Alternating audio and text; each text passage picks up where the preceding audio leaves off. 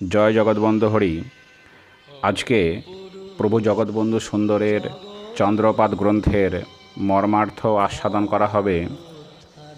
চন্দ্রপাতের প্রথম ও দ্বিতীয় সংকীর্তনে প্রভু বন্ধু সুন্দর চেয়ে সে রাধাকৃষ্ণ মিলিত মহাবিগ্রহ ও সাঙ্গপাঙ্গহীন একক শ্রী গৌরাঙ্গ তার পরিচয় দিয়ে তৃতীয় মহাকীর্তনে তিনি স্বীয় অনন্ত মাধুর্য ও অনন্ত ঐশ্বর্যযুক্ত অভিনব অনন্তানন্তময় স্বরূপের পরিচয় দিয়েছেন।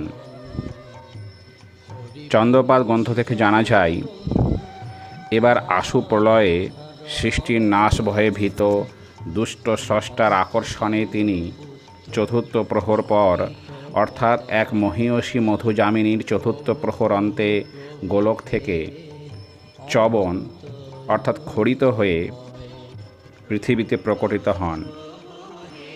মহাকায় ধুলায় লুটায়। স্বয়ং উদ্ধারণ চন্দ্রের এই অবতরণই হল চন্দ্রপাত। প্রভু বলেছেন, চন্দ্রপাত হল রে। তিনি নিজেকে চন্দ্রপুত্র অভিধায় ভূষিত করেছেন। রসময় চন্দ্রের সুধা অবলম্বনে বা তারই রসাশ্রয়ী হয়ে বন্ধুভাবের একমাত্র কারক চন্দ্রের ন্যায় বন্ধুভাবমণ্ডিত হয়ে এবং চন্দ্রপুত্র বুধের বুদ্ধি জ্ঞান ও বালকত্ব অবলম্বনে শৈশবধর্মী হয়ে বন্ধু সুন্দর প্রকটিত হয়েছেন। তাই তো তিনি চন্দ্রপুত্র। এইভাবে শিশুভাব অবলম্বনে তিনি তাপত্রাস পাতপাশ অর্থাৎ ত্রিতাপ ভয়ে ভীত মায়াপাশে পতিত নরকীটের পাশে এসেছেন। পঞ্চমবর্ষীয় শিশু উদ্ধারণে ভাসে তাপত্রাস পাতপাশ কীট পাশে আসে।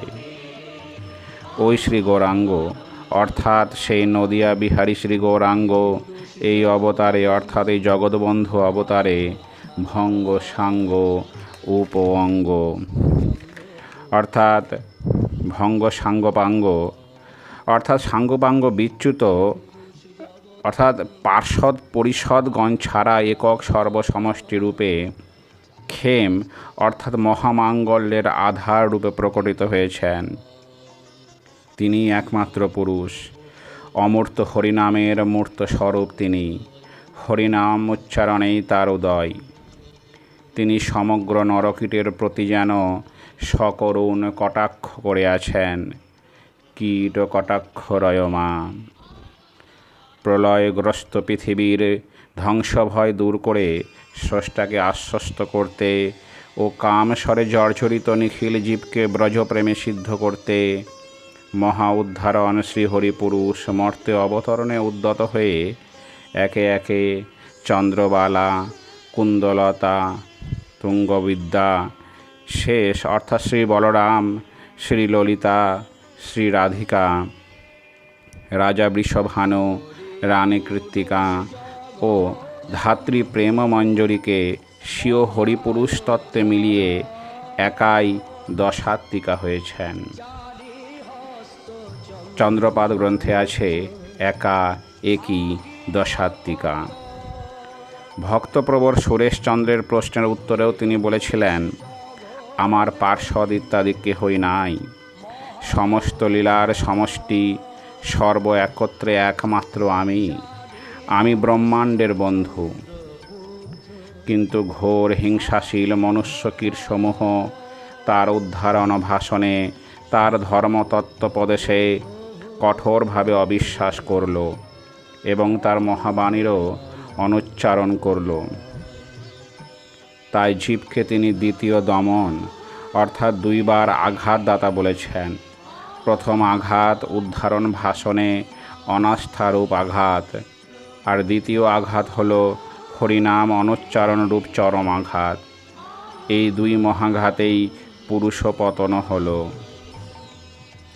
তাই প্রভু সেই অজ্ঞানী অবিশ্বাসীদের আত্মঘাতী ও মূঢ় বলেছেন।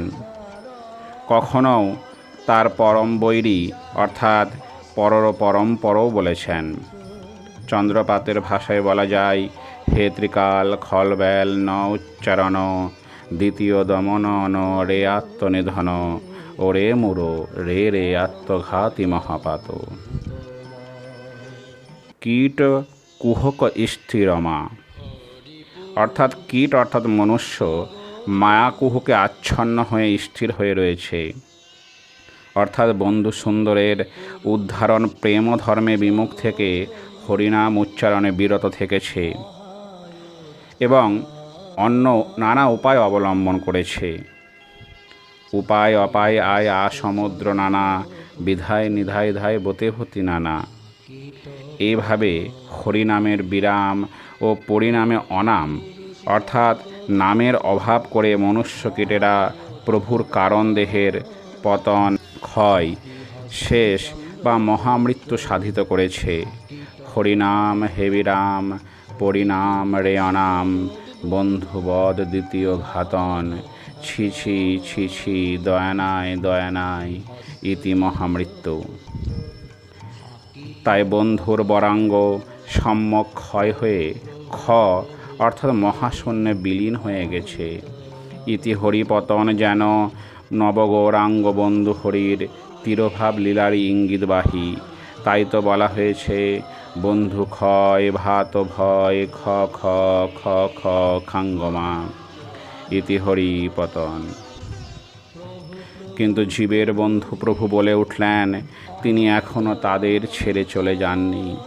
যেহেতু হরি শব্দ উচ্চারণে কেবল হরিপুরুষের উদয় হয় আর অভাবে অস্ত হয়, তাই তিনি সকলকে মহানাম উচ্চারণ করতে বললেন। তিনি বললেন মহাপ্রলয় কি এমন বড় জিনিস, জীব যদি আত্মসূচিতে থেকে মহা উদ্ধারণ সেবায় মন দেয় তাহলেই তার পরম মঙ্গল হবে। তিনি বলেছেন মহাপ্রলয়কে বা মহা উদ্ধারণ সেবা।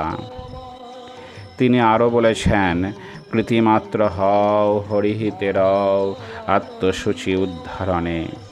তাই জীবের উদ্দেশ্যে তার অভয়বাণী তাই থাই দায় ধায় বন্ধু নাই যায়, হরি হরি হরি ক মহানাম মহানাম।